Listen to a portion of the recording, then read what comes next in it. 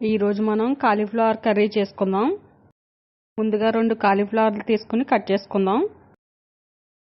5-6 పచ్చిమిర్చి, 2 ఉల్లిపాయలు, 2 టమాటాలు కూడా తీసి తొక్కలు తీసి కడిగి శుభ్రంగా చిన్నగా ముక్కలుగా కట్ చేసుకుందాం.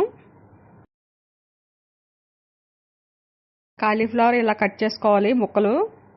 మరి చిన్నగా కట్ చేస్తే కర్రీలో పేస్ట్లా అయిపోతుంది. వీటికి పురుగు మందులు ఎక్కువ కొడతారు కాబట్టి గోరువెచ్చని నీటిలో కొంచెం ఉప్పు వేసి ఈ ముక్కలు కొంచెం ఉప్పు ఇప్పుడు ముందుగా కట్ చేసిన కాలీఫ్లవర్ ముక్కలన్నీ వేసుకుని 10 నిమిషాలు పక్కన పెట్టుకుందాం. 10 నిమిషాల తర్వాత 2-3 సార్లు కడిగి పెట్టుకుందాం. వీటిని పడేయాలి. ఉల్లిపాయలు, పచ్చిమిరపకాయలు ఇలా కట్ చేసి పెట్టుకోవాలి. టమాటాలు కూడా ఇలా చిన్నగా కట్ చేసి పెట్టుకోవాలి. ముందుగా ఒక మూకుడు తీసుకుని 4-5 స్పూన్ల ఆయిల్ వేసుకుందాం. ఆయిల్ వేడెక్కాక ముందుగా కట్ చేసుకున్న ఉల్లిపాయలు, పచ్చిమిరపకాయలు వేసుకుందాం. మధ్య మధ్యలో గరిటెతో కదుపుకుంటూ ఉండాలి. ఉల్లిపాయ ముక్కలు మాడిపోతాయి లేదంటే. ఈ ముక్కలు మంచి గోల్డ్ కలర్ వచ్చేంత వరకు మనం వేయించుకోవాలి.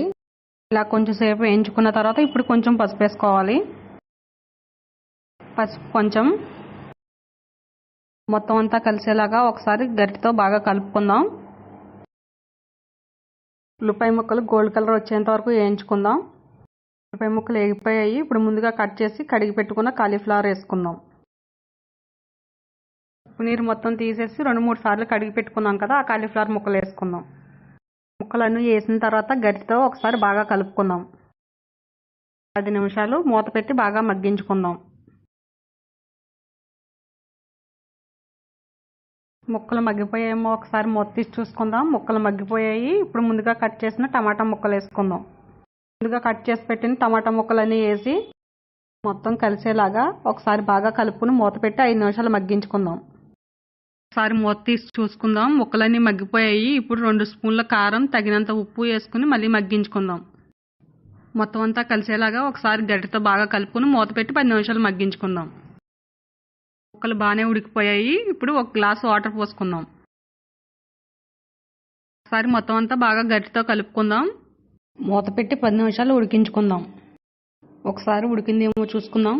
అది ఇలా కొంచెం దగ్గరగా అయ్యేంత వరకు ఉడికించుకోవాలి. ఇంకా ఉడికిపోయింది.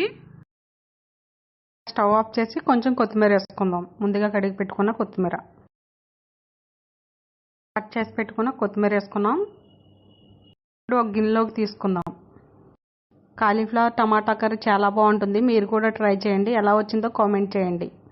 లైక్ చేయండి, సబ్స్క్రైబ్ చేయండి, షేర్ చేయండి.